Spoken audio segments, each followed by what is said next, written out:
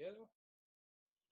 Okay, good evening, everybody. This is one of our breakout sessions for GLOA veterans, and specifically for second through fifth year officials, but open to anyone of any experience level. But this is kind of tailored to officials in that experience range.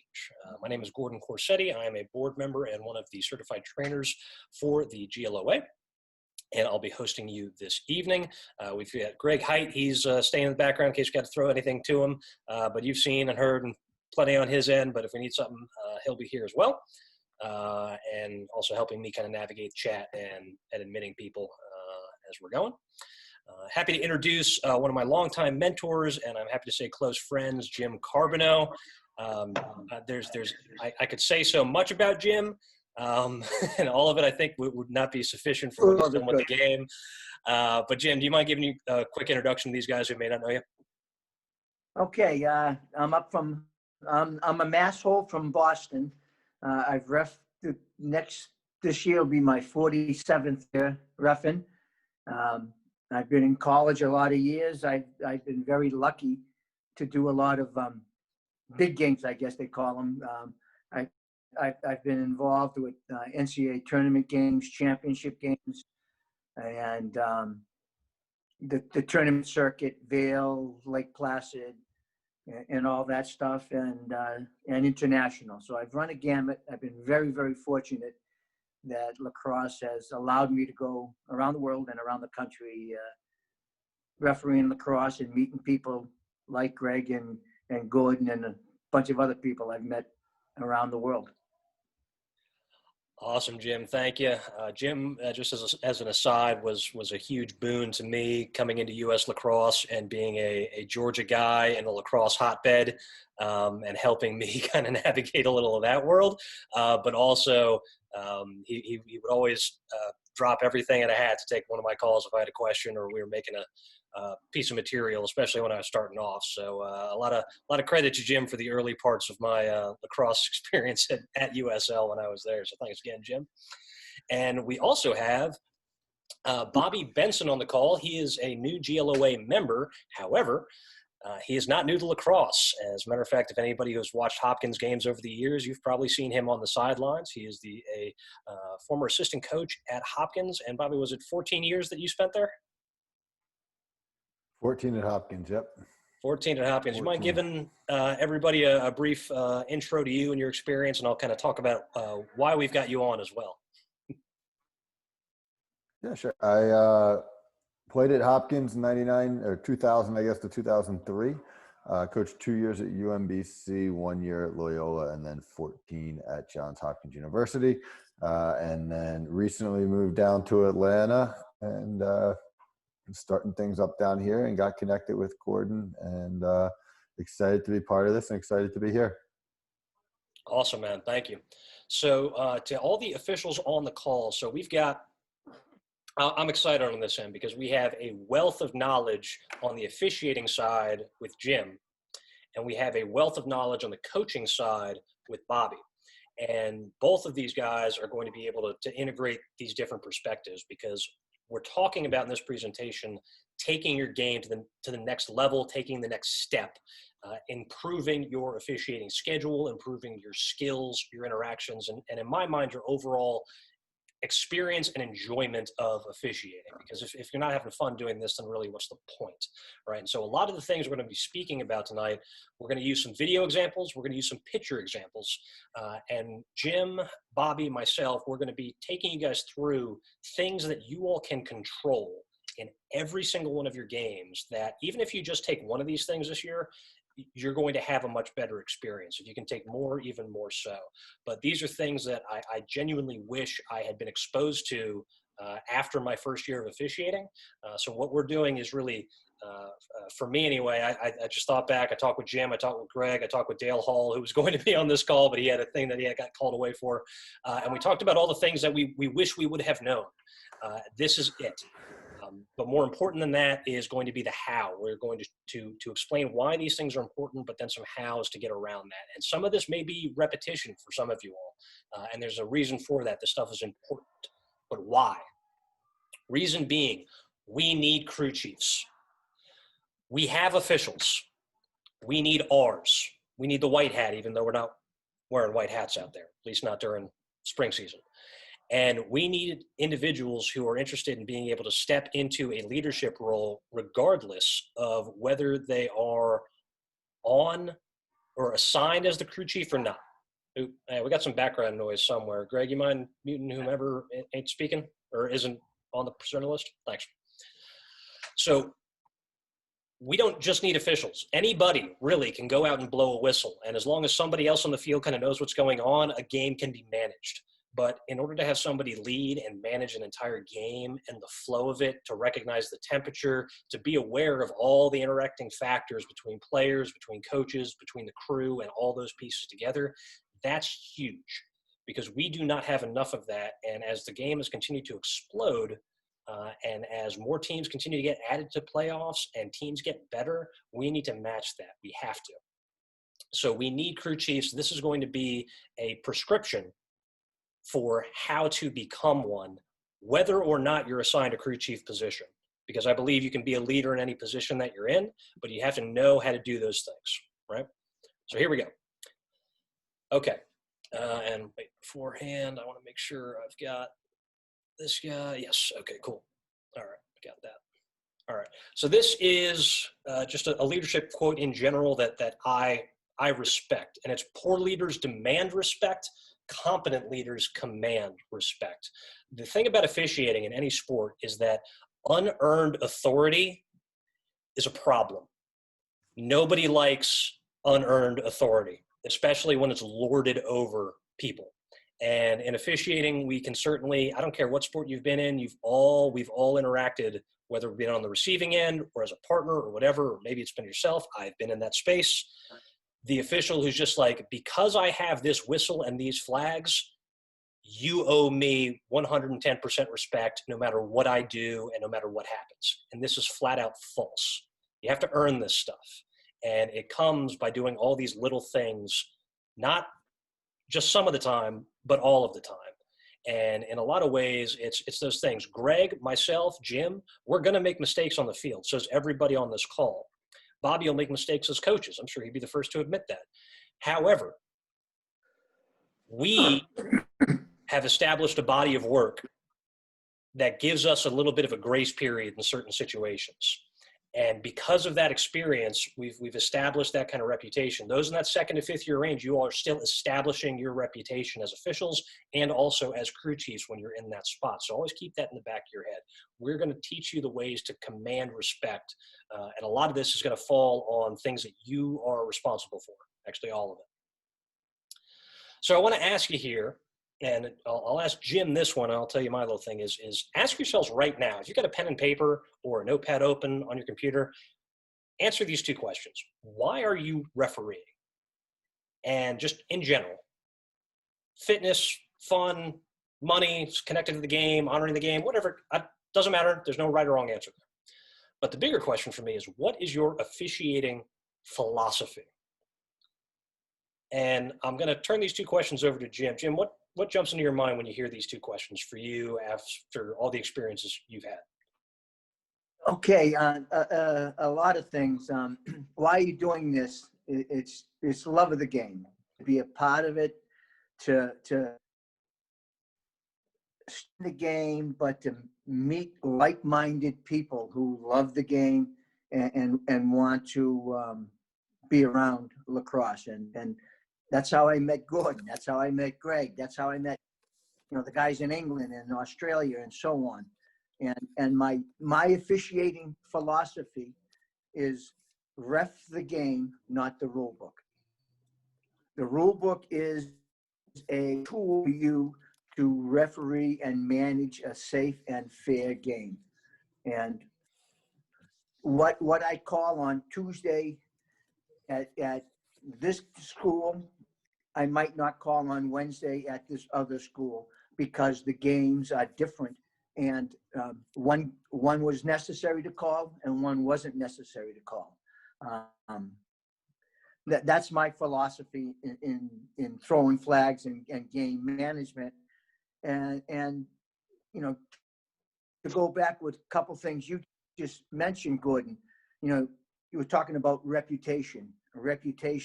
Well, what is your reputation when you walk on the field? And Coach Benson can talk about that. When you watch Gordon Corsetti walk on the field, what are you saying? When you see Greg Height walk on the field, are your eyes rolling? When you see Jim Carboneau walk on the field, are you going, oh, God, or are you going, all right, guys, this is going to be a good game today?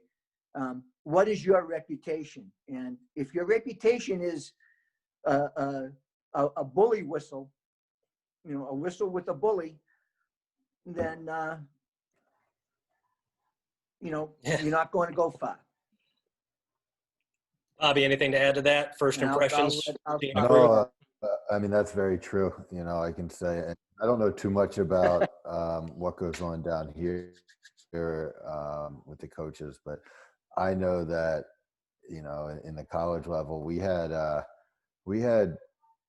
okay scouting reports, I would say, almost on the officials. And, if you didn't know an official and he was assigned to your game, you were sending text messages to all your buddies in that region saying, hey, can you tell me about this guy? What does this guy do? Is this guy going to call this? Can we do this? You do whatever you could to know the officials before the game started, for sure. There you go. So the reasons I ask you guys this is consider we're in the preseason, and even before scrimmages start, I highly encourage you, if you haven't thought of it yet, think about your officiating philosophy. What are you trying to embody when you step onto the field? For me, it's about the players. So my goal is to facilitate a great game for the players. That might mean making it, because it's very unsafe, throwing a lot of flags. That might be what it is. But it's certainly calling a safe and fair game, but it's for the players. Because in the early part of my officiating career, I really did think it was about me. That was the vibe I put out there. So I remind myself even now, 15 odd years later, that's the perspective, and that puts me in a better frame of mind. And that's just a valuable foundation for you to set yourself up taking the next step. So this is a little bit just a interesting graph that I find interesting in terms of learning in general, but also any hobby, any skill, any profession, vocation, avocation, whatever. This is the process we all go through. We start with, yeah, I'm doing it, year one. I don't know what's going on, but I'm excited. And then somewhere in, and I've been here, year 2 to 3, we reach the peak of Mount Stupid. And this is where we think we know everything, but we don't have enough experience. And this isn't a crack on guys. It's just what happens. This is like you've thrown some flags in some JV games and some youth games, and things didn't go terribly. And so everything is good in your head. And I've been in that space. But then you start getting more challenging game assignments, and some mistakes happen, and these things snowball. And then suddenly you're in this valley of despair. And you're like, I'm never going to be a great official. And that's somewhere in the 3 to 4 or 5 year range. And it can be a great game one day and an awful game the next day. And you just got to be able to deal with that. But this is what's happening. What we want to do is kind of shorten these peaks and valleys and lengthen out this slope of enlightenment. This is what this goal of this is trying to do, is get you all to realize the fact that you may not have the vast experience that Jim does, or the pretty solid experience in officiating that Greg and I do. However, you have a lot of your own life experience you can draw from, and past officiating experience if you've got a different sport. But when it comes to just lacrosse officiating, you still got to get your reps. And the more you rep good actions, behavior, and intentions, the better off you're going to be in the long haul. And you're going to have a lot more fun doing this as well. So we're gonna try to get, we're shortening this, bringing this up, and we're trying to have an easier slope of enlightenment here. That's what the purpose of this call is for. So we're gonna go through 10 controllables, because people like lists, and 10 is a good solid number. The very first one here is hustle. I know Coach Bobby would rather have a player probably make a mistake going as hard as they can than making a mistake through laziness. Would that be fair, Bobby? Without a doubt, yes. Same thing in officiating. We need to be able to be in position. Greg has hammered this on the rookie guys. We continue to hammer this, especially in 3-man stuff. It's critical. We're going to watch a video here. I'll set the stage. Jim's going to critique it a little bit, and we'll talk a little bit more here. And we're going to get Bobby's kind of perspective of, like, if he's watching this from the sideline, being like, I don't know, right? These are all GLOA games from the past year or two. I want to stress this. You may recognize yourself on one of these videos. I might recognize myself. You may recognize a buddy of yours. And it could be good, bad, or whatever. Doesn't matter. If it's one of us, it's all of us. That's the idea here tonight. Okay, so if it's one of us, it's all of us, and we are going to look at these things and really analyze what's going on so that all of us collectively, when we go into our games this season, can be like, okay, this is what they meant when they said hustle in this particular situation. And all right, so Gordon, yeah. I would say, Gordon emailed me and said, hey, do you have any clips, that you'd like to show for things that have kind of gone wrong? And the first clip that came into my mind is me getting run over at shorter because I got lazy and started creeping forward as the trail. And so when I became the new lead, I got my ass handed to me by a, giant defenseman coming out of the substitution box. If you ask any of us who've done this for a long time, what are your big mistakes? Grab a beer and sit down, because you're going to be in for a fairly long conversation, right? So we all understand where you've been. The other thing I would add is it's not just the coaches and that have an opinion of you. It's your crew members and the assigners. Your other officials, you get a reputation, among other officials. You get a reputation with the assigners, you get a reputation with the coaches. Those might actually be very different reputations. It's important for you to try to get as much feedback as you can, to talk to your partners, to talk to your assigners, and check in with them to see what it is you really need to be working on, and just be open to those suggestions. So here we're going to look at 7 seconds. It's a shot from a little bit inside the top of the box. This is a 3-man crew, and we're looking at the lead official, the one about the center of the screen to the left of the goal there, looking at the field. And we're going to see this official stuck in concrete, and we'll talk about what's going on here.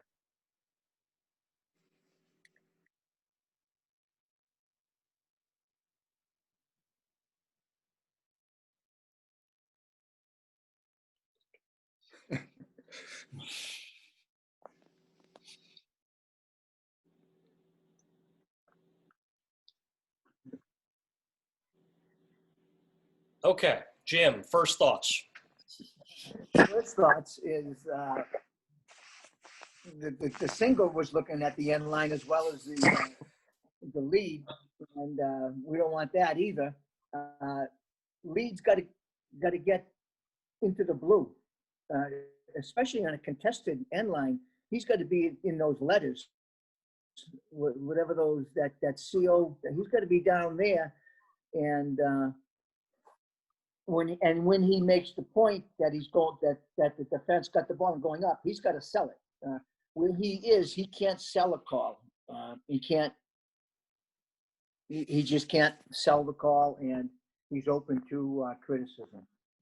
And speaking of criticism, Bobby, do you have a thought that comes to mind when you see a tight end line play that doesn't go your way and the official stays right there? Yeah, if he didn't hustle more than that, it's frustrating, and then it becomes frustrating throughout the game.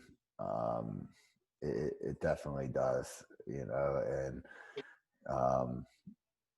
you hope that they'd at least come down and make you think that they're a little more into it, for sure. And that, again, guys, perception is reality, and that's one of those things. Even 2 steps, looking like he's trying to hustle to get down there, would have drastically changed the perception of this official. But this is a hustle thing.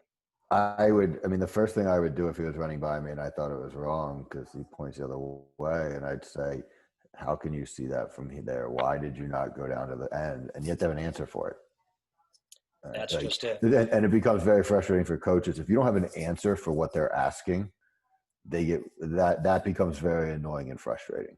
And we're going to hit that exact point a little bit later here. That's going to be kind of take us full circle, I think. But that's, again, keep that in mind, gentlemen. You open yourself up to unnecessary criticism when you do not at least try to get to position. There are going to be spots where you're out of position. It just happens. It's a big field. It's fast, right? I'm not as fast as I like to think that I am, and these kids are still young. You need to be making that effort. I don't care if it's a run-of-the-mill out-of-bounds play. Take 2 steps that direction, right? If it's contested, hustle. To point out, he makes the right call. Sure, great. Don't care. It goes right over the goal. The goalie's clearly the one closest to him, but again, you can make the right call and be in the wrong spot, and nobody's going to believe you. Yep. You got to be in the right spot. Okay, attention. Jim and I see this all the time at Laredo clinics. As a matter of fact, it got so common that all of the observers, I think at some point, Jim, all the clinicians would take pictures or videos with our phones of officials scribbling furiously on their scorecards at timeouts or putting their head down immediately after goals. Consider this. You are paid to pay attention for however long the game lasts, and possibly a little bit after that. That is, you're the only one watching the shooter if you're the trail. You're the only one watching that passer on a deep outlet. You are the only one paying attention to things on a dead ball. People call timeout, everybody stops thinking. We cannot afford that. We're going to show an example of something that nothing bad happens. Nothing bad at all. However, we're going to talk about the potential for that. Okay? So here we're going to see an out of bounds. There was a loose ball, something or other, and there's an out of bounds and then a dead ball timeout. Okay, this is NFHS, so we can have those for the out of bounds, right? Dead ball timeout, or it doesn't matter. So you're going to see the official kill the play. Not the best signaling in the world, but that's not our bigger problem. Watch the official. I'm going to play this twice. Watch the official start walking to the bench while there are still players with different colored jerseys on next to one another.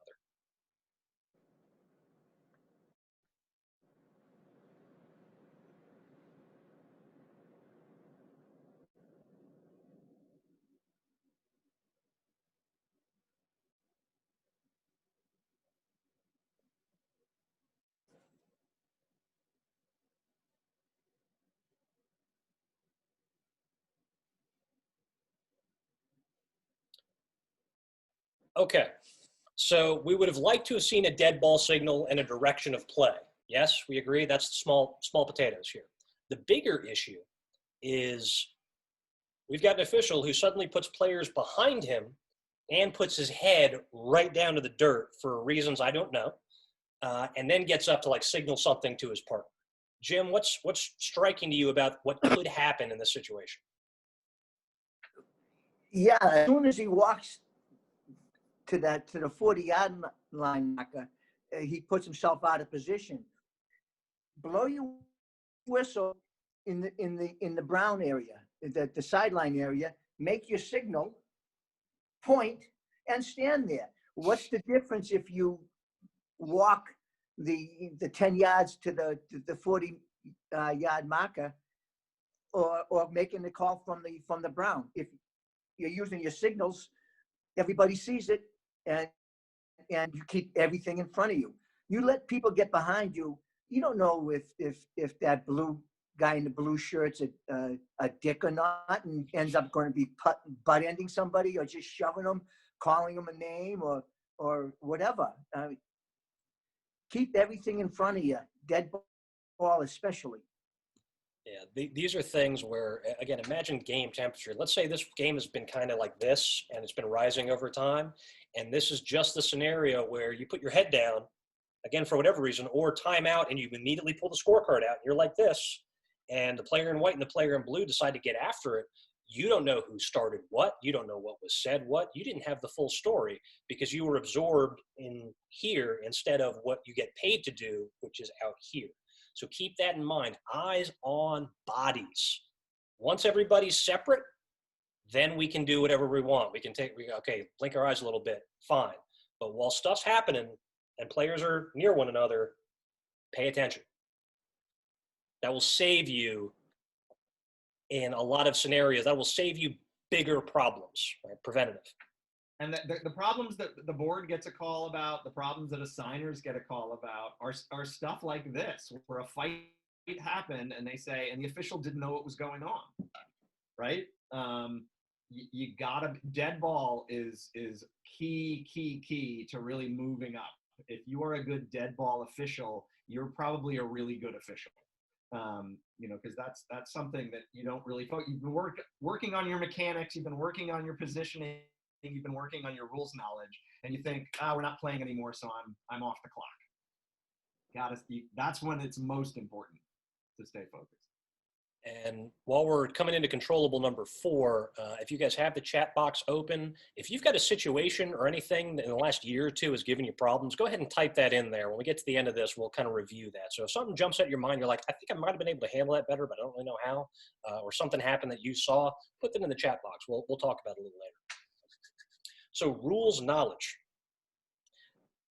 Jim gave a presentation at the U.S. Lacrosse Convention, maybe my very first year I ever went. It might have been like 2010 or 2011. I still remember this, and I use this in training now. And he takes the rule book. I don't have the rule book here, but he takes it, right? And he goes, I got a book, right? Blink, very good read. And he goes, this thing is very flexible. This is a flexible thing, okay? It is a guide. It is not it is not holy writ, okay? We need to know the black and white in order to operate in the world of gray that we live in. But the thing is, you have to know the rules to be able to do that. I have seen in so many observations lately, officials missing some fairly basic things. One that jumps to mind, I've seen this regularly, is a flag in the defensive end. And the play stops for whatever reason. And they're restarting play for the offended team at that spot instead of giving a free clear. That's a huge advantage for the riding team in that space. You get a free clear when you have that defensive play. But these are things, if you don't know the basics, you cannot work within the rules. This is 2 snapshots of my NCAA rulebook, which I'm able to print out, but you can get the Kindle version, you can get the digital version, downloaded for like a couple bucks off of Amazon or the NFHS. I write in mine, I write more than I highlight really because I prefer taking notes on that space, but I know my rules. I know them, right? Because of that, I'm able to work within them in the situations that are kind of wonky, right? And I can take time to look at context and apply them correctly. Jim, this is kind of your bread and butter. Can you kind of jump in with us? Yeah, absolutely. By the end of the season, your rule book should be battered and torn. The cover should be maybe ripped off. You should have all kinds of marks in it and notes in it and highlighted and dog-eared pages you turned over to read again, so on. You've got to know the rules because that's the only way you can know when to use them or not use them. I'm going to throw some names out here. Guys like that I respect tremendously. Tommy Abbott, Matty Palin, Roy Condon, who just got inducted into the Hall of Fame, Kevin O'Leary, Al Sadler, great officials who made it look easy because of all the preparation time they put in before the game, before the season, knowing the rules. You have to know the rules to manage a game. That doesn't mean you have to call every rule you know, but you know it helps you so when you don't call a rule, you can explain it and say, yeah, guys, help me out with that sloppy substitution. I'm not going to call it this time. Don't make me make that call. And you can cite why that rule's in the rule book. Know the stuff. If you make a basic mistake like Gordon said about, not doing a free clear on a defensive penalty, every coach in the game is going to roll their eyes and think you are Louis Lumpum, and you've lost it from there. And that's just the basic stuff. Coach Bobby, when something clearly happens that you know is a mistake but just doesn't get addressed, or your player comes off the field giving you that kind of like eyeball look, what's going through your head with the crew in general? How does that make the crew look to you?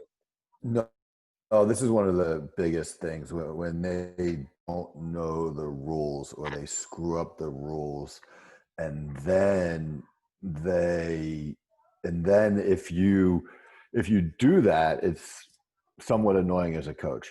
Then if you come up with a reason why you did it that kind of keeps going, it becomes worse. And I'll just do one example that happened in a game that just set us off forever. We check a stick goes out of his hands, we run him over from behind. Now, because he doesn't have a stick, he's not a player, he can't get pushed. But they call a push. And we're saying, how can you can only have a personal foul, correct me if I'm wrong here, but you can only have a personal foul on somebody that's not a player. If you're not a player, you can't have a technical foul. And they're saying, no, you can push somebody, it's still a push. And we're like, you can't, like if the same thing happened actually in a scrimmage with somebody going out of bounds. They went out of bounds when the ball went out of bounds, then they got pushed, they called a push, it was out to somebody. And it's like, well, the ball's already gone out of bounds. You can't have a push. You can have like a late hit on sportsmanlike conduct, but you can't have a technical foul. And they, in both those cases, actually, one in a scrimmage against Penn State and one at Villanova, they just kept coming after us with why that could happen. And unless I'm wrong on the rules there, you guys would be the referees, not me. But we felt like they were completely wrong on the rules, and it just set the whole temper wrong. I imagine, You want me to take that, Gordon? Yeah, go for it. Yeah, Coach, a dead ball technical. The only really dead ball technical you can have is delay a game or conduct foul. Yep. I mean, you can't push somebody in a dead ball situation. It has to be nothing or a personal foul. So the guy's out of bounds, you've blown your whistle, the guy shoves him. You can't just award the ball on it. You can throw a conduct. You can't call a push. You can throw a conduct, and you go that way. And same thing. I agree with you. It makes it worse when they excuse it, make an excuse, or try to explain it. Happened once after a timeout too. We were doing something. There was a timeout, then they got pushed, and they called the push there too. It's one of my pet peeves. Just like if you're not a sticker, it's afterwards. You can't have one of those technical fouls. And when the referee calls it and then explains to you over and over again because they don't know, you're like, do they know any of the rules? Do they even know what's going on here? And then it becomes like it spirals. And I agree 100%. And think of just how insulting it is. Like, let's imagine the situation Coach Bobby put out there. That happens in the first quarter. And the referee who made the call is thinking, okay, I'm going to educate this coach. And goes, I've been this referee. So just imagine me several years ago being like, I'm going to educate this dude. And he's going to thank me. Sweet. I'm like, Coach, let me talk to you about that play. And he's like, yeah, I was curious about it. And I talked about what I saw. And he's like, yeah, I don't really see it that way. I'm like, yeah, that's what's what. And then we go over. And the second quarter, I'm like, you know what? I don't think he really got the message. I'm going to go over there and make sure, hey, Coach, let's talk about that play again. Seriously, dude? Like, I imagine, Bobby, that just get like, you've moved on.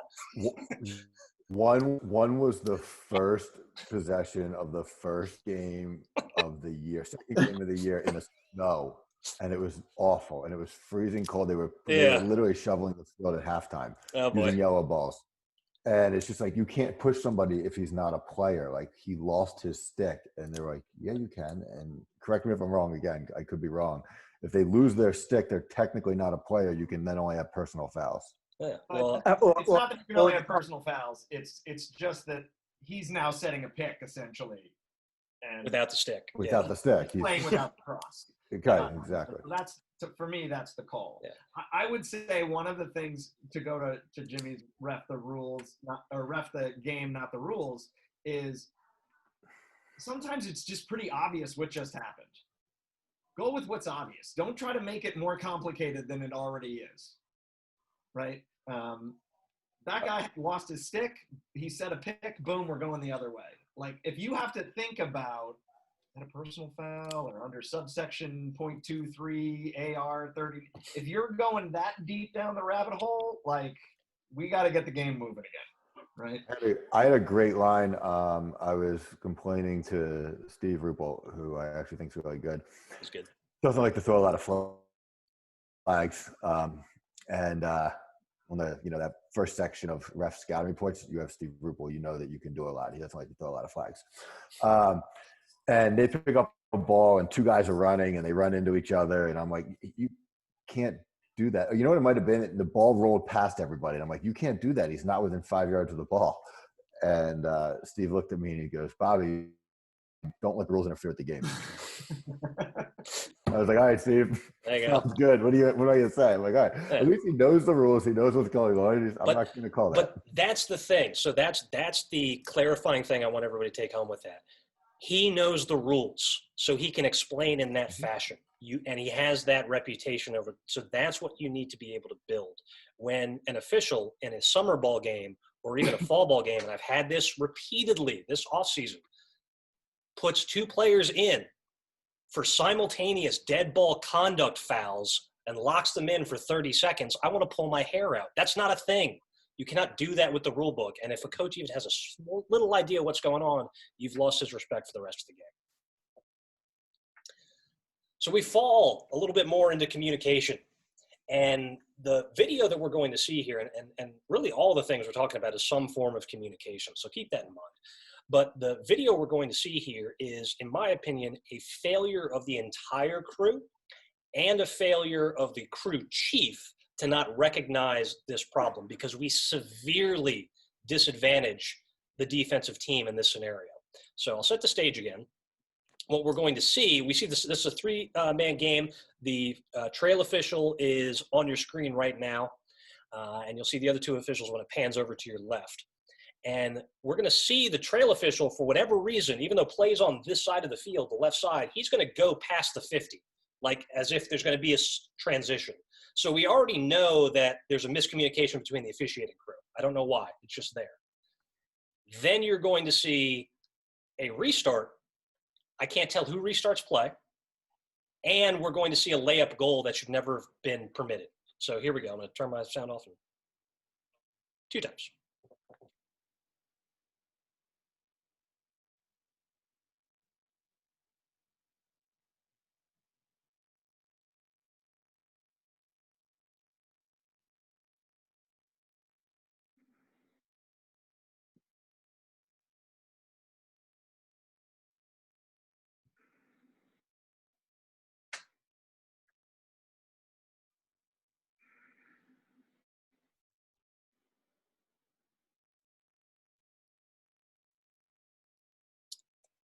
Now, Jim, I've seen layup goals plenty in transition. I've seen plenty of them off of some interesting sideline play when the players weren't really paying attention.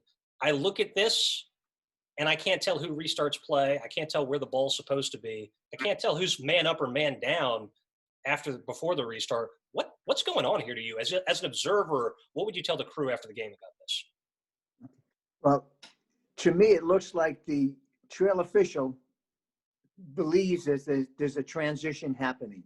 A transition is going to happen. So he just takes himself out of the area. And I believe he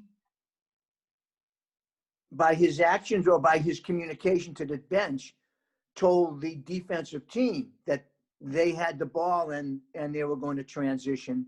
So we've got substitutions with the team believing they're clearing the ball.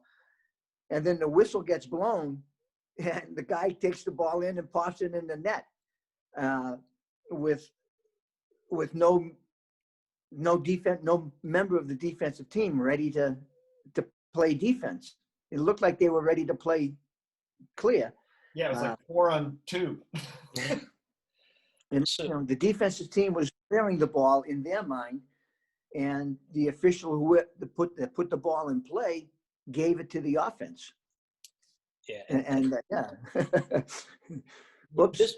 This is one where, guys, imagine this again. We're doing a lot more 3-man games in Georgia, and that may be officials coming in that have lesser experience in 3-man, and that leads to 2 different things. Generally, not great restarts because everyone's trying to figure out who's doing what where.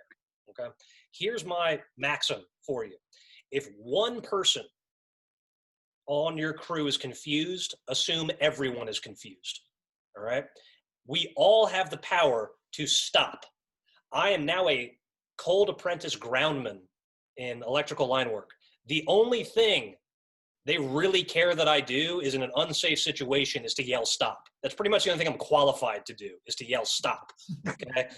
Right. They don't want me touching anything else or maneuvering that, but they're like, if you see something unsafe, just say stop, even if you're unsure. And if you are not sure and it's fine, we're going to call you an idiot and we're going to move on. Same thing here. Somebody on this crew should have recognized something was off and just put 2 hands up, tweet, tweet, tweet, tweet, tweet, tweet, tweet. Whoa, what the heck is going on, everybody? And things wouldn't have looked clear.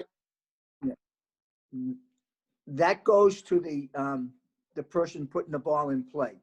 He shouldn't put in play until he looks at his crew to see where they are, what they're doing. One might be shooting, one might be tying his shoe. Obviously, the trail was going in the wrong direction. So right there, the person whistling it in sees confusion, which goes to your comment, Gordon. So right there, the guy putting the ball in play didn't know what his crew members were doing. And that's who I put the blame on. So Well, I would also say, Jimmy, the trail official does not point. So if you were to look up and you're kind of saying, what is he doing in both his arms? And you're like, why is he backing out? This goes to trust within the crew. If you're not trusting your partners, you're going to have a long day out there. You've really got to trust these guys. And when I say your reputation among your crew is, do you point when the ball's ready for play? Do you do the full mechanics? Are you in position? Do you hustle? Are you focused? If I look up and I don't see a guy pointing throughout the game, I start to think I've got to watch his stuff, right? And that means I'm not really paying full attention to what I'm supposed to be paying attention to. So doing those little things goes a long way to stopping the big screw up. Bobby, let's imagine you're the coach of the man down defense, and this happens. I would lose my mind. I would lose my mind without a doubt. Would that be a one or a two? Yeah. So we had when I was at Loyola, we had a situation with a bad spot in Fairfield. It wasn't communication, but with the rookie training, we were watching the goal that Virginia scored to beat Loyola when they started with the offense within 5 yards of the ball. Mm-hmm. I mean, I literally saw that after our game that day and texted the Loyola staff and said, what did so-and-so say about that? I have a question about when something like this happens. What's the official's ability to go back and do the restart over and take the goal off the board? It's our favorite rule, Bobby. I mean, Rule 713, mistakes by officials. Yeah. Whistle. So this seems to me like at least at this point, this guy's my fault. I confused everybody, and I'd be now the other team's going to be mad. Don't get me wrong, but I think I'd be less mad if I had the goal taken away from me if there was a mistake than I would be if I was the one that gave up the goal because of a mistake. So Bobby, that brings me to a great point. I'm glad you let us into this. So Rule 7, 12, and 13, mistakes by officials. If you're going to be a crew chief, you have to know that cold, because you are going to be fixing not only your mistakes, but the mistakes of your entire crew collectively, because they are your mistakes when you are the crew chief, no matter what. So you have to be able to solve those problems, and you have to be able to do that in a way that is correct to the rule book. And you have to you have to recognize before the next face-off, we totally screwed that team. We have to fix this. That is the right thing to do. And like Bobby said, the other team's going to be pissed off.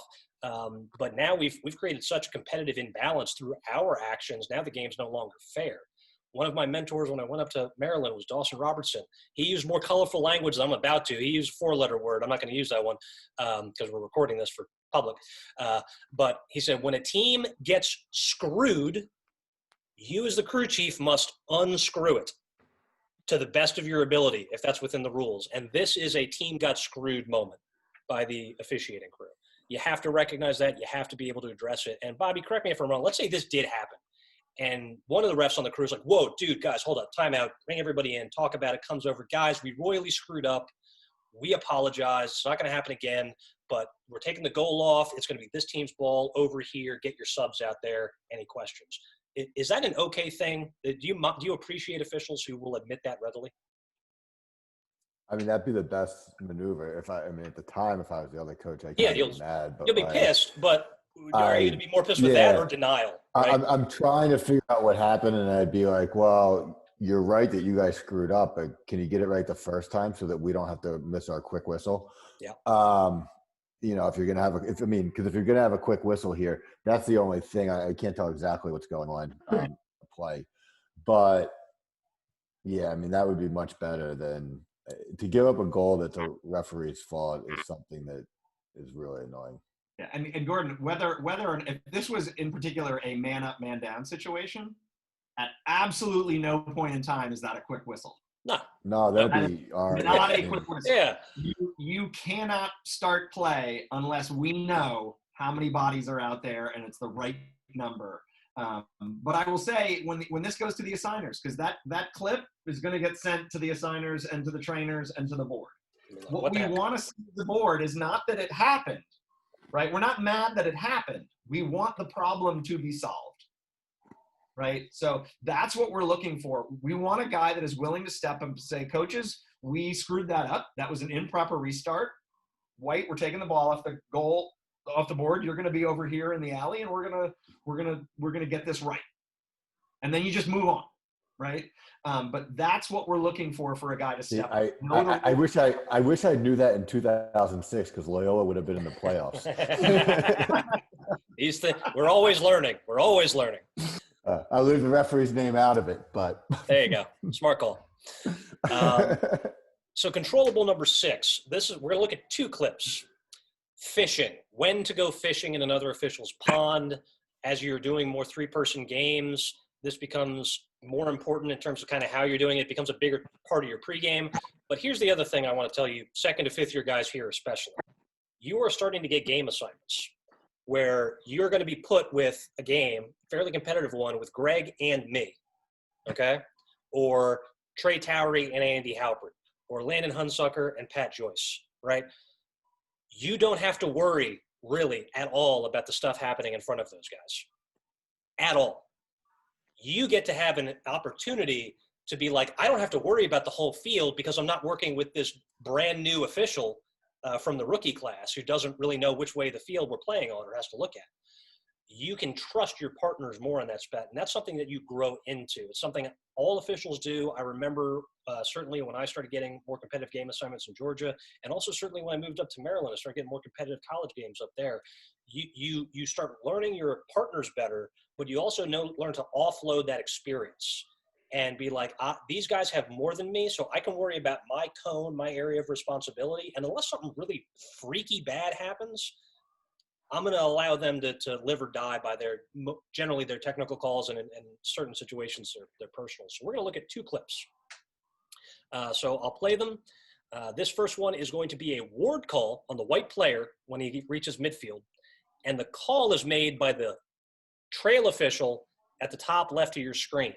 The single official saw the contact and decided to pass on it. So let's take a look at this.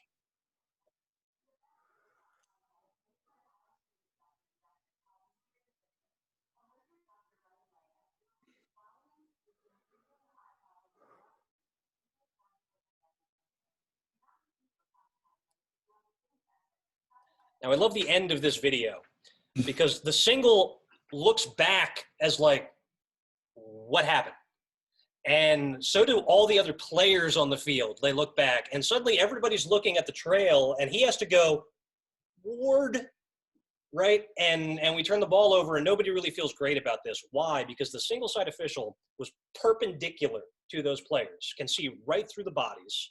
There might have been some hand contact, but he is 4 feet away from the players.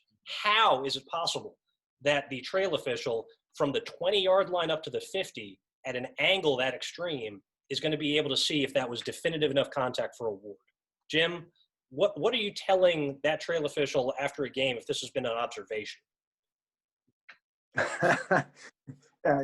Again, as you said, the trail official is not even in the picture when he makes the call in the situation. Absolutely not his call. If he's got nothing behind him, what he should be doing is looking across the 30-yard line, counting how many defensive players that are behind there, counting how many offensive players are behind him, so that when he gets to the 50, he knows he doesn't have an offsides. So he can cruise to the 40, 45-yard line, look into the bench, watch the substitutions. He shouldn't even be looking at the 50-yard line right now. He should be looking down the 30-yard line, 20-yard line area, and counting his defensive players, his goalie defensive players and offensive players, so that he potentially can make an easier offsides call. Or if he's got the numbers there, he knows he can cruise and do something else, such as watch the box or when he does get across midfield, focus on the passer, the shooter, so on and so forth, and not worry about missing an offsides because he's already taken care of that. Yeah. There's no way he should be looking at the 50-yard line from where he is. And this is going to happen to you all when you do majority two-man games and start moving into three-man, and then start moving into three-man with more experienced officials. You're used to trying to see kind of this bigger area and like, I got to get this thing right, but you forget where you are and also who you're with. And just imagine the single-side official on this one. He's like, can I not call a ward that's right in front of my face, right? So this is difficult. It puts the rest of the crew in a bind. And it unnecessarily draws attention to the officiating crew for something that, nothing. We got an ask to play this one more time, so I will.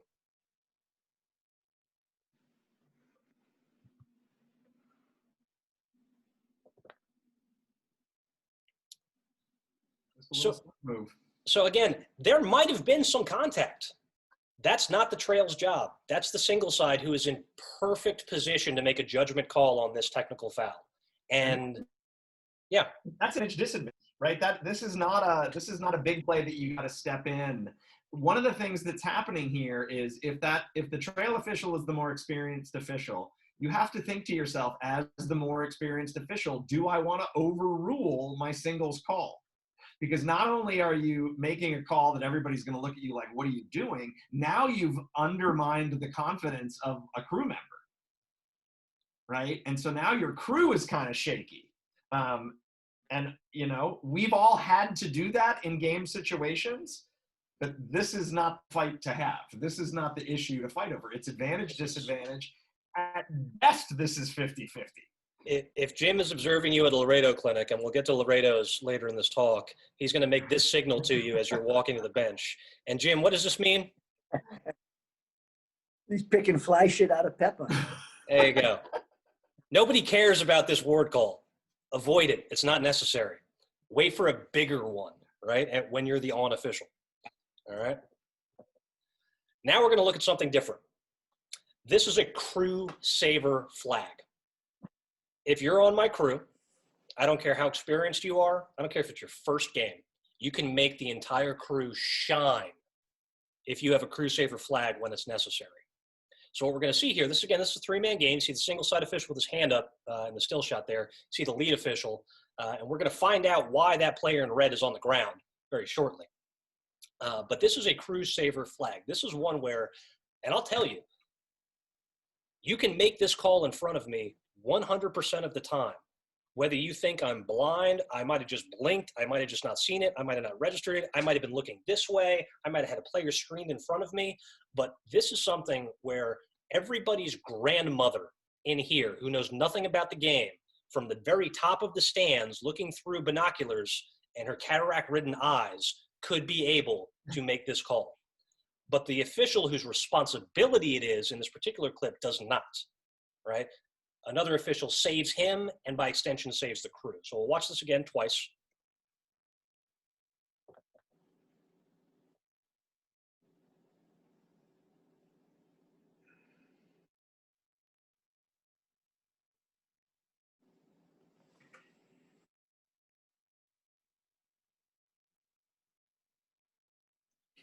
All right, Jim, what's jumping out to you? It looks like the single side is looking at the loose ball on the ground and not the players. Exactly. He's lost his area of responsibility, and what he should be doing is watching those two players on the ground, the player on the ground, and leave the ball to the lead, who looks like he's stepping in anyway. So yeah. So this is, I'm going to play this one more time, but recognize something here. Again, the singles eyes, you can see his head turn a little bit to the ball. Greg, has the ball ever committed a foul? The ball has never committed a foul to my knowledge, sir. All right, good. We're still waiting for that one day.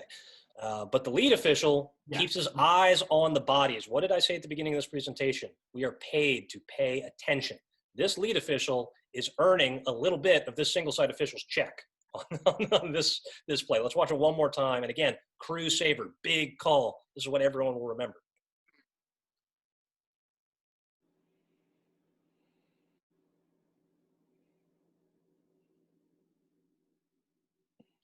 And the other thing I like is that lead official is running into that play. One, because we may have a safety angry issue, whatever, but two, he's also showing that grandma can call this in the stands, and we can call that from 20, 15 feet away, yards away. But if we run in and make it look like we were standing on the other side of the crease, it certainly is perceived much better. But this is one, and you have full confidence in me to call this. Go ahead, Drake. With a hit that big, you want to get in there. Like, Right. This is potential retaliation. This is potential fight. Like, if you're surprised that a fight breaks out after that hit, you may want to rethink being out there on the field, right? You have to understand the game that you've got in front of you, and that's a nasty hit. I mean, maybe he slid up, maybe there's no malice here, but perception is reality. And those defenders are going to come running in, and his attackmen are going to come running in, and you've got, again, mixed colors, and you want bodies in between mixed colors. Okay. I asked Dale one of the things that kind of jumps into his mind. Now, Dale's predominantly does most of the college games in the Southeast with the GLOA. He'll do some high school occasionally. But he is generally, he was one of my guys when I first got assigned to start doing college games and club college games in Georgia. And he was one of my first mentors. And he and several other guys gave me a good tip, which we're going to share with you here. But this is, he phrased it differently, but he was just like, I just can't stand guys who complain about their schedule.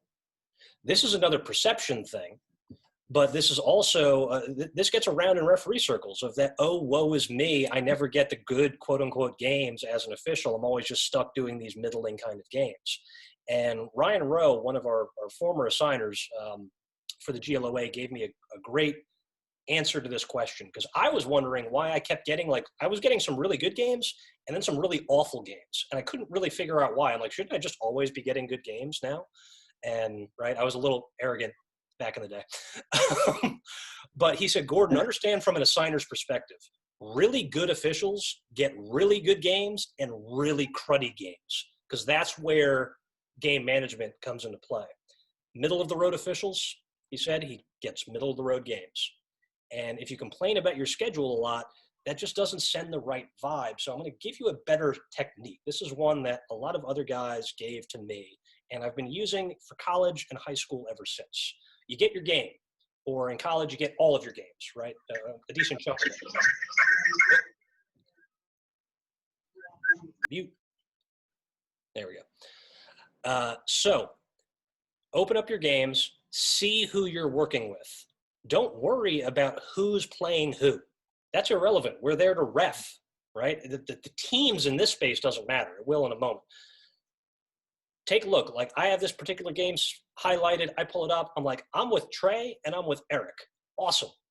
I know those two guys, Trey especially. I know I'm going to pick up something small from him because he's been doing this a lot longer than me and has done some really competitive, high level, and deep in the NCAA playoffs. I'm going to pick some up from him. And Eric is just solid. And the three of us are going to work well together. I'm excited for this game. And I don't know who the hell's playing, but I'm excited because of who my partners are. I'm excited because of what I could learn as a result from this. Jim, you've managed officials for decades now. What goes through your head with the guy who just constantly complains about your schedule, their schedule? Again, it's the thing of respect. I don't respect people that complain. You ref the games you get. If you think a game is beneath you, then you're insulting the game I love. And so they're complaining to the wrong guy when they complain to me. I ref the games you're assigned. And as you said, if it's a lousy game, you're there for a reason. You're there to control the game. You're there to train somebody. You know, just respect every game you have. And if you come up with a crap attitude that this game is beneath me and you got that swag, that entitled swagger and so on and so forth, that gets back to the assigner. And you know what? And it also affects your game. So you do a subpar game, and all of a sudden the assigners there watching you, and you're doing a half-assed game because this game is beneath you. The assigner sees it, and you're out the door. If you don't respect the game, you'll never be a good official. Guys, Simple as that. I have called Joyce. Even this past year, I worked a first three-man game with a guy who was just starting to get more experience in three-man, and it was a really competitive up and down game. And he was kind of nervous, but he held his own, and he did solid. Couple mistakes here and there, but he gave me effort, and it was clear that he cared. I called up Joyce and I said, I don't care how many games you put me on with. I would like to work with him again. That says, because Joyce now trusts me and other guys, in my position, that this official is somebody we need to try to put on a better game, try to get observed again. These positive comments, when you're putting that kind of energy out there, it gets reciprocated. It may take a little bit of time, but it's far more beneficial to you to do it that way, as opposed to like, oh, I got this team again. No, as Jim said, honor the game you're working. And let me just jump in for a sec, Gordon. A lot of the really good high-level games, they're really fun to do, but they're kind of easy, right? Everybody knows how to catch and throw. Everybody knows how to play. It's really, you get to just do your own thing. You don't have to look at anybody else's stuff. If you're the guy who's the R on the really imbalanced game or two very unskilled teams, it's because things are going to potentially get really out of hand. And that is a great challenge for you to use your game management skills and your rules knowledge and your hustle to get yourself in the right place. And all of this is filmed. So we will see you do well in that. It's not that you're in, anonymity somewhere in the middle of nowhere. It's going to get back to people, and they're going to see what you do, and coaches will talk about it, and your partner will talk about it. So take it as a challenge. Take it as an opportunity. It's not a punishment. I'll keep this short, but real quick, there's about 125 teams in Georgia. I challenge anyone since 2013 to name five top-tier programs that have come in the state of Georgia since 2013. Exclude Lambert, because that was around that time. How many teams? We've had probably at least 60 since the last, let's just say, 7 years. How many of them are legit powerhouse teams? So the number of quality games keeps getting lower every year. And so it's just pure math. That's the only thing I want to say on that. And if you got a question, just ask. Don't complain. Just talk to me. I'm pretty straightforward.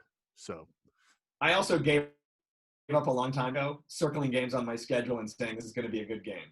You never know. I'm not a gambling man for a reason. It's because I have not figured out how to figure that out. So we're going to talk game prep here. We got 8, 9, and 10 coming up, so we're nearly there. So game preparation. Coach Bobby already mentioned teams do game prep, right? They do that all week. Right. In high school games, you might be lucky. I've certainly done a game the same day I got it assigned. That's not the same. That doesn't always happen, but it can in that world. College is a little bit more regimented, and you kind of know what's what. I'm showing you here just like we can do game prep as well. It's a little easier at the college level because there are box scores for even the club teams. But this is from one of my college games last year where we got Team A, Team B, and I looked – at this game report, I tend to look at the last 2 games that they played if they can, if they're relatively close. I want to kind of see how these teams play if I feel it might be competitive. And I'm looking at the box score, and I'm looking at who gets the most goals and who gets the most assists, that tells me where the ball is going to be around, which players are going to be around the ball, which then tells me where all the defenders are going to be, right? Generally who they're going to double. Then I'm looking at saves, because the goalie with the higher save percentage is probably going to be outletting that ball a heck of a lot more. So that's going to lead to more transition. Ground balls is a huge indicator. I know Coach Bobby can talk at length about this, about the players that get ground balls, the ones that they're rewarded for that grit in practice that next week, because that can change the momentum of a game. And you need to know the team that can vacuum that thing up. And then faceoffs is if you got a team with one really good faceoff guy and the other team doesn't, you know which way the ball is going more often than not, and you can adjust accordingly. This you can do with college, and to a limited extent with high school. They're not very good about putting up scores on their websites, and those websites are funky as heck to navigate, so don't try. But you can do the same thing with warm-ups. I know Greg and I, if I'm watching a team, both teams warming up, I'm looking at the face-off players while they're doing their thing and be like, okay, that's the moves they're comfortable with. Okay, these are the kids with really good shots. These are the kids that look super aggressive on defense. And this doesn't mean they're going to take the ball and take shots. This doesn't mean they're going to get penalties. This just informs me of what's probably going to happen because of what I see. So if you don't have a box score, Jim, anything else stand up to you in a warm-up for high school teams when you're doing that that's just like, I got to pay attention to this? I look at the attitude of the teams. If you got one team that's laughing, joking, kind of being, punks, so on, I go, uh-oh, let's keep an eye on these guys. If I see just good, crisp, workmanlike, getting ready for the game, I know that they're going to be good, skilled, so on. So I look at the attitude. I look at how they're dressed and how they go through the drills. What they're saying to each other, so on and so forth. No, I won't look at box scores and stuff before a game, and that I'll do more rule book stuff. I'll read a rule or a couple sections, or read Rule 7, Section 13 again, just so it's fresh in my mind. I'll do that type of stuff as a prep for a game that has some significance, we'll say. But I'll do a lot of looking at how players are acting in pregame, and so on from there. Coach Bobby, Oh, go ahead. Well, Coach Bobby, you mentioned a little bit. Can you just talk about, is there something, one or two things at the college level, especially, and when you're talking Division I, but really any of them, if they know something about an official, they're going to want to incorporate that in some bit to their game plan if it's going to be valuable. Is there something, one or two things that stands out when you're talking? Like you said you were sending text messages. This stuff happens at high school, guys, too. Maybe more at the college level, but certainly in high school. What jumps out to you when you're trying to get an official that you've never had before? What are you doing? Well, you definitely want to figure out, who they are and what they're calling, especially the face-off, things like that. I mean, how many steps they take before they blow the whistle, things like that. Some guys take like 4 steps. Some guys look over their shoulder, and some guys blow the whistle like before they're out of their stance. There's things of, we set a ton of picks, so we were very good on, who's going to call moving picks, who's going to let you do this or that. If this guy's around, don't set a moving pick. If this guy's around, go cross check the guy. It doesn't matter. But I think along with that in game prep, and actually, Gordon, as you're talking about the box scores, the thing that stood out to me is, knowing guys, teams, and knowing the game, and how important that is, and how nice it is when you're playing against somebody. And I could tell, hey, and I think Jim was talking about Matty Palin, but hey, Mr. Palin, when Shaq Stanwyck has the ball, they're interfering with number 4 Ryan Brown everywhere he goes. and literally, I mean, it was at Michigan, and and just Matty, can you please watch that? It's not all the time, but when Shaq gets it, they're literally holding Ryan off the ball, and being able to know that and conceptualize, oh, that's because that guy's got, he's the best shooter in the world, and Shaq's the best feeder on the team. So when the best feeder on the team gets the ball, they're now holding the guy so he can't move. Makes sense.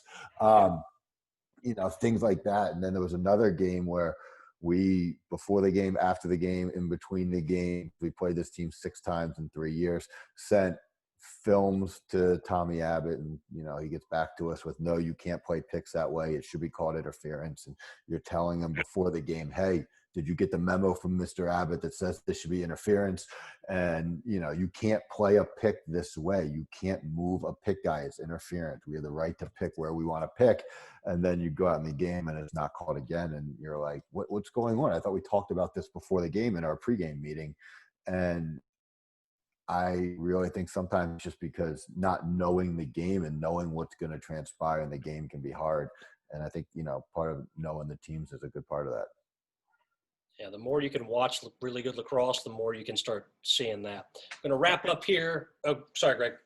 Gordon, I was just going to say, a lot of times I'll text somebody who I know has done a bunch of those teams games.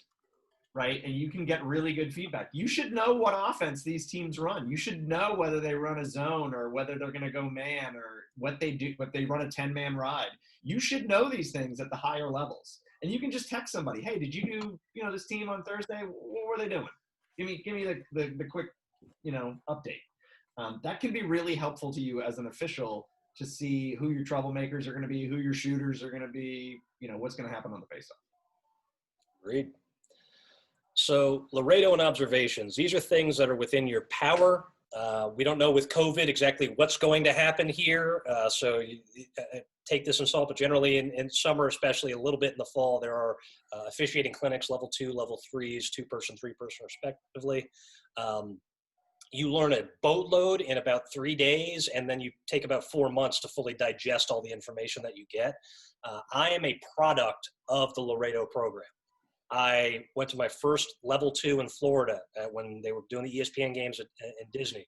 I went to a level 3 in Vail. I got nitpicked, critiqued, my game destroyed, and I came out of it a better official.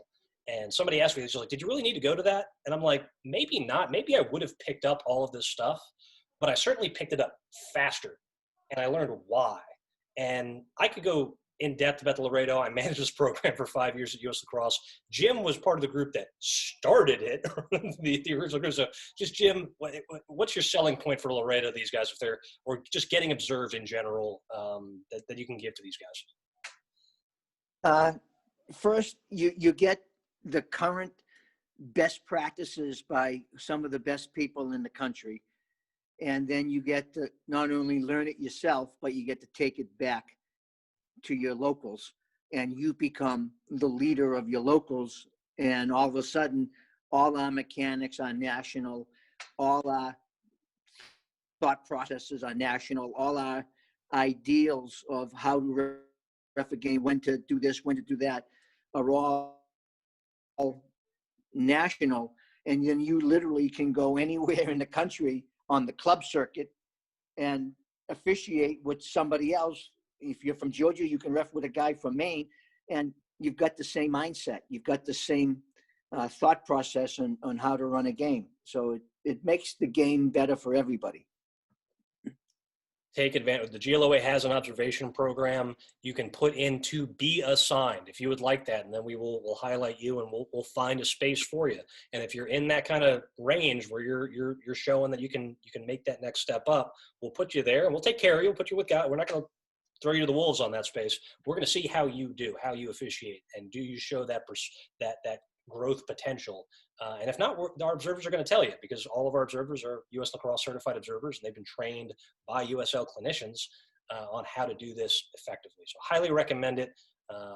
Couldn't talk about it enough. We can give you a couple $100 to put towards it. You don't get paid for the games you do when you're at a Laredo. But we have the Kevin Moore Fund. It's a great opportunity. It shows us that you're interested.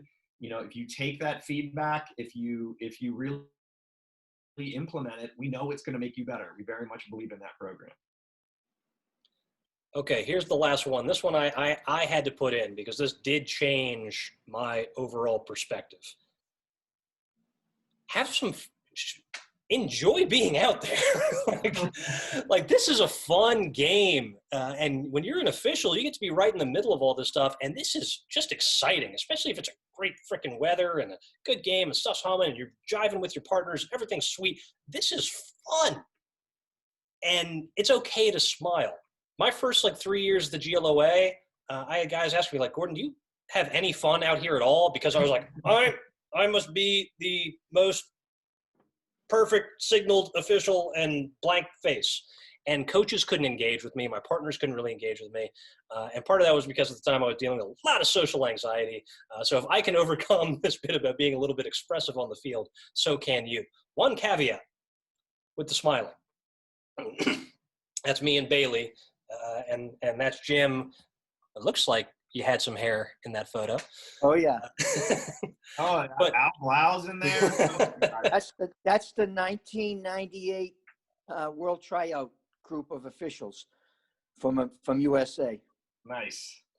So I God, this is meant to be fun. If you're not enjoying yourself, I certainly call the helpline. You're welcome to call me and be like, I'm just not having any fun out here, and we can work some ways around that. And if you're not enjoying it, just like I would tell a player, then maybe this isn't the thing that you can do, and it's time to find another hobby. I won't begrudge anybody that reason for not stepping or not continuing in as an official, because this is meant to be fun. Smile when you're out there. Like it's okay.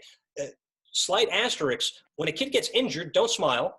When the coach is pissed off at you, don't like smile and be like, no, everything's fine. No, read the room or the field, okay? But it is okay if a coach cracks a joke that you find funny. Like Rich Wayman had me in tears in a Lambert game years ago, just because he was like, their team bombed it. And he was like, that's a shot. And he knew it wasn't a shot, and I knew it wasn't a shot, and it was freaking hysterical in the moment, and I cracked up, and he and I had a laugh. Dale and I'll tell this story because it's in a summer ball game where things are a little bit more loosey-goosey, but we're still working hard. But the officials can kind of give each other some grief and some fun, right? We're working a 3-man U15 game or something with Chris LaPierre. Dale is lead, I'm single, and we did kind of a weird reverse rotation where he went below the goal or above the goal, and I came down a little bit more goal line just based on the play worked out. We just kind of naturally did that. And the team shot and scored. And I whistled it because I'm on goal line, even though I'm single, and I put my hands up. Dale comes at me. He says, you will never take my goal signal away when I am the lead, ever, ever, ever.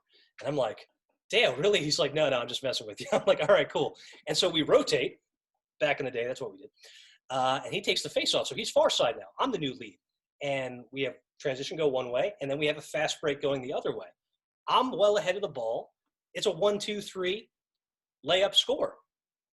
And I don't even have a chance to get the whistle in my mouth before Dale at the midfield cone is running with his hands in the air, blowing his whistle, looking at me the entire time.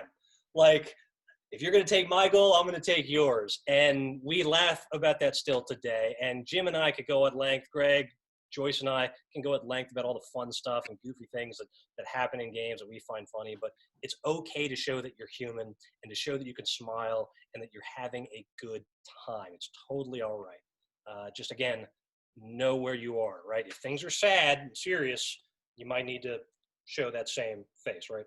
Just know where you're at in that space. But it is okay to smile. This is my contact information. Jim, I put his email address there. What I'd like everybody on the call to do right now is please take out your phones. Please put my number in your phones and send me a text with your name on it right now. We're going to open this up for Q&A, but do that right now. I want to hear from you if you got any feedback on this talk, but also so I have your number saved in case you want to chat during the season about whatever. So we ran a little long. However, not too much of a problem. I thought this was a great discussion. Like I said, Jim gives us a lot of experience on the officiating side, Bobby on the coaching side, which I think genuinely was very helpful, man, in terms of getting that across. So thank you. Jim, any last words? As if you guys got questions, put them in the chat box or raise your hand or open your mic. But Jim, as we're looking at that, any last words here? Just when every game, go in with the right attitude. The game is not about you. It's about the kids and the game itself. Don't think that they're there for you. You're there for the game. And you bring that to every game, you're going to be a better official. Bobby, from the coaching side, if you could give these guys one thing that you wish every official would bring to the field, what comes to mind? Well, I kind of like your smile at the end. But the ones that you get along with the best are the ones that before the game are giving you a high five or a hug or dabbing you up or whatever they do, and you're laughing and making fun of somebody in the pregame. That usually goes a lot better. The conversations flow a lot easier, and when the conversations flow easier, it's better. When it's when you're being ignored and there's no conversation, tensions grow fast. So, the smile and the good relationship and the good conversation usually helps smooth over, a bad call or two. I love that. If anybody has any questions, throw them into chat, or if you want to unmute yourself, you may, and jump that. So I'll kind of shut up here. But we are recording this entire thing. It'll be up on the GLOA YouTube page for a couple days. Greg Height will send out a note on that one. So with that, I'll just be quiet for a couple seconds. We'll see if anybody jumps in with any questions. Go for it.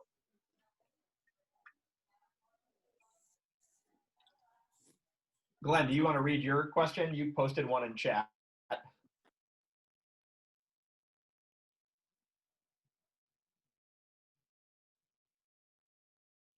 I can read it for him if I can unmute myself. Yes, I'm happy to do it. One of your first thing, I think it was the first thing, was talking about like being out of position or something. And I remember last season, I was out of position for some reason. I think it was a play to the sideline. It was out of bounds. And I made the call as best I could see it. And of course, the coaches know when you're out of position, and they called me out on it. How can you make that call? You were out of position. There's no way that you could know that it went that way. And he's absolutely right. And the coaches know when you're not in position. And I got caught watching the game instead of officiating the game. That is a extremely well put thing that we have all every single one of us has been in that space. And I will be in that space again this year. Maybe not because I got caught watching, because as you do this more and more, that gets less and less and less with experience. But there are certainly game situations where you're just gonna be out of position, especially 2-man. But stuff gets weird in 3-man when ball's getting all over the place and whatnot. Things are gonna happen. And again, my default position on this, and it's within any type of conflict de-escalation bit, is you need to be honest. You need to be forthright with the coach on that one. And you can be like, I've been over to coach. Like, coach, you're absolutely right. And that usually shuts them up for a quick second because they haven't heard that recently, especially from a ref. I'm gonna be like, coach, I was out of position. I'm going to be better next time. That generally works very well for me. And especially it's just like, hey, coach, this thing happened. I'm not going to shy away from it. I was out of position. You're right. I did the best that I could. I'm going to be better the next time that kind of thing happens again. Jim, you jump in there? Yeah, you can't use that 7 times in a game. No. Say, coach, no, I didn't say, yeah, coach, my bad. Go for Yeah, Jim, I have a perfect. So I learned that sometimes you got to eat it, and that's okay. And I learned that, and then I learned the same day that I learned that how long you can do that, and it's one time in a game, usually per coach, but one time, because I went to a coach, like, coach, I apologize, I screwed that up, we're gonna be better. And then a different thing happened. Coach, screwed that up, apologize, gonna be better. Third thing happened. Coach, he's like, I know you screwed up. I know you don't know the rules. Just get away from me, right? So. Just like smiling, there's a time and a place. Time and a place for this. Yeah. Great question. Anybody else? Oh, Dave did mention this, and then I'll jump in for that. But U.S. Lacrosse Virtual LaxCon is tomorrow. You are more than welcome to register that, uslacrosse.org, or you can go to their Facebook, Instagram. They've got all that stuff there. We got some great sessions for officials, rule stuff, game management stuff, video stuff, a lot of that. So check that out. If you want to know which sessions to maybe check out based on where you're at in your officiating career, send me a note. I'll point you in the right direction. Glenn, were you still saying something? I did have another question, and Bobby made me think of it when he was talking about the referee that he had that ruled it a push when it shouldn't have been a push. And so what do you do when you say, okay, I realize I made that mistake? You go to the coach later on and say, yeah, coach, that was a mistake. I'll get it right next time. And the coach says, okay, that's all well and good, but I'm going to get the next push for free next time, right? How do you respond to that? Yeah, I was just gonna say, if I was doing that, I'd laugh and say, "Well, we'll see who, we'll see." Yeah. You go referee. Like, again, he can be joking. Do you know what I mean? Like, he's not really asking. If you're a referee worth his salt, you're not giving him a free one, right? Tell him he gets a free undercoating for his car, and the next wash is free. That's what he gets. But he's not getting the next call. Jim has a great. I've stolen so many things from Jim, but from a communication standpoint, I've stolen the word "okay" and the word easy. We're not talking about easy yet, but okay, sometimes just acknowledging that a coach said, okay, cool, you didn't agree, but you can just acknowledge that. And he might have been saying that in a joking manner. You can. I had a very similar situation this past year. I was at Pope, and in Baltimore, we only play NCAA rules, even at the high school level. So for 5 years, even though my job was to make high school rules stuff, I was refereeing NCAA all the time. So I come down now to Georgia, and I don't remember that teams can call timeout from anywhere. So he's got a defender that's getting pinched at the wing line, who's got the ball, and I forget he's calling timeout, and I just totally space, and then the ball goes down the other side of the field, and he's screaming at me. And I'm like, yeah, you're right, coach. I won't forget that again. The next timeout, though, was for the other team when they were out or above the restraining line, and I properly this time called timeout, and the coach is screaming at me, and I look at him like, coach, I said I was going to get the next timeout correct, and I did, right? I'm giving him a little bit of, I didn't say it, but I'm like, coach, I'm working to do my best here. I screwed that up. I will not screw it up again. They just happen to call timeout first. Right? These are these things like there's some give and take here that you got to become more comfortable with. And the more you're put in those scenarios, the better you're going to start finding your way to respond. And I had known this coach for years. I was like, coach, you know me. I don't make mistakes like that twice. He's like, yeah, you're right. Okay. So.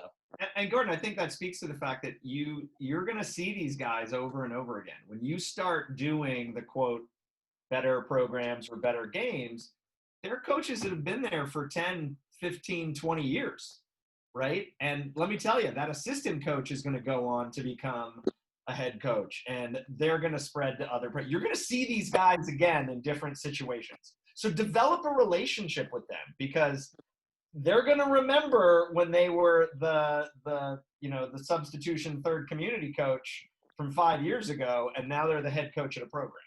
They're going to remember how you treated them and how you engaged with them and whether or not you were professional. So, this is an opportunity to see these guys and say, hey, good to see you again. Let's we're in the words of Louis Diaz, I'm here to do a good job for you.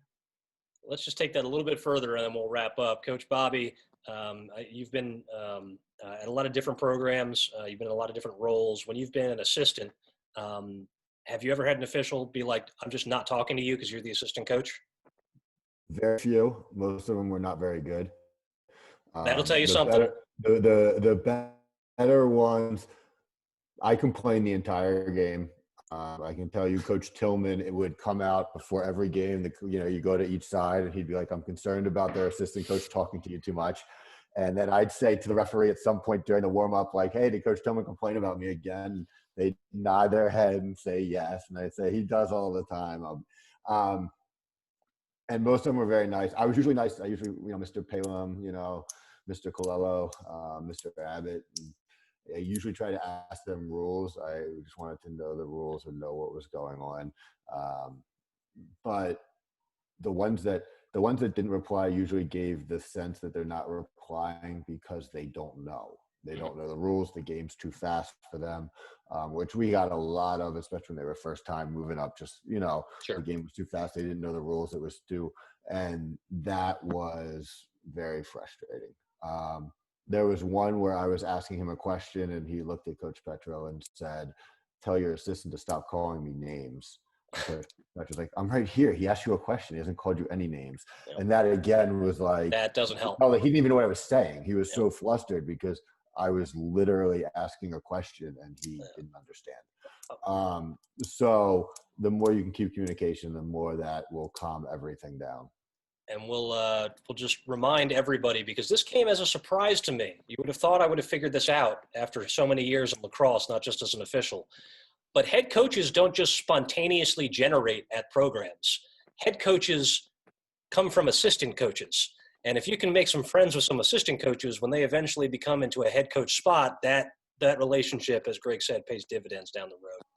Guys, we've gone along a little bit here, but again, I do think this was a very valuable discussion. I hope you all got a lot out of this. Again, we're recording this, so you can check it out as many times as you want.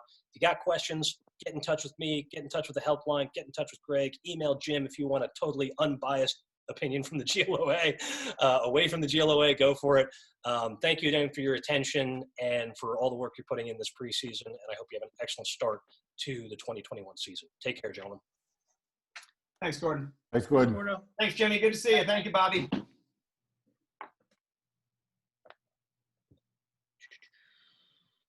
All right. Let me get Well this. done, man. Yeah.